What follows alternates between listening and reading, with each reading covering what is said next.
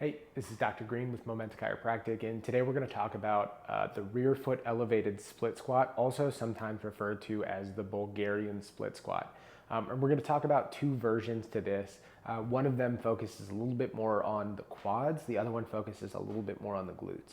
So in order to set this up, we usually like using a flat bench. You can also use like a plyo box or the edge of a couch, something to be able to elevate the back foot. And so we're going to have 1 foot forward and then 1 foot back. Now the key to this is we don't want that front foot so far forward that as we go to kind of lunge into it, it stretches the psoas and the hip flexor muscles too much. So being able to step back and just create enough space so that when the knee drops, we're able to just kind of get that pointing straight down rather than having it be almost angled back. Okay, so the position of our front foot relative to where our back foot is going to be important for this. So in order to do this, we can do it without weight or we can add weight. I'll show you how to do that a little bit. But with it, we want that back foot relaxed. We want the weight centered on that front foot. We want to make sure that we're going to keep the ball of the foot, the big toe, and the heel in contact while maintaining that good arch in the foot. So meaning I'm not going to allow my arch to collapse and I'm not going to allow my weight to shift towards the outside of the foot. Okay.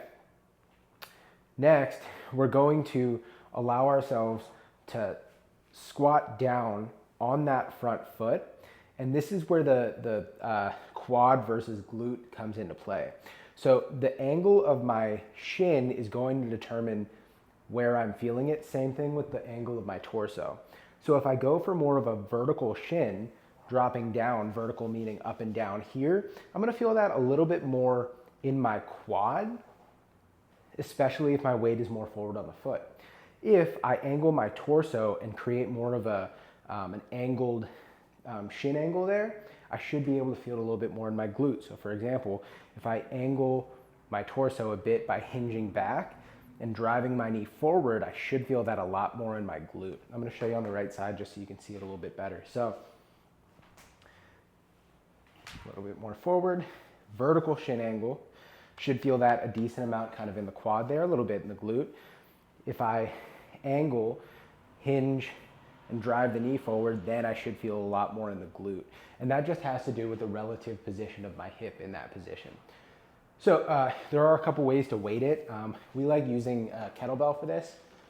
Now, a couple different ways to do it, but I think the easiest way just to kind of start getting used to it is to hold it in the opposite hand as the stance leg. So if I was working my right leg, I'm going to elevate the back heel, take a little bit of a stance, hold that there, and then allow the weight to kind of pull me into it, and then driving right up. Okay. Same thing on the opposite side. Foot up, down, squeeze the glute, push from the knee, keep the foot in a good position, and should be able to get a decent amount of stretch kind of through that leg and start working it a bit. So that's the rear foot elevated split squat or Bulgarian split squat. You can use a barbell, but just given kind of like the complexities of that, it's good to have a little bit of a spotter or some experience at least with weight off the back first before you kind of progress to that stuff. So yeah, I hope that's helpful. And if you have questions, let us know.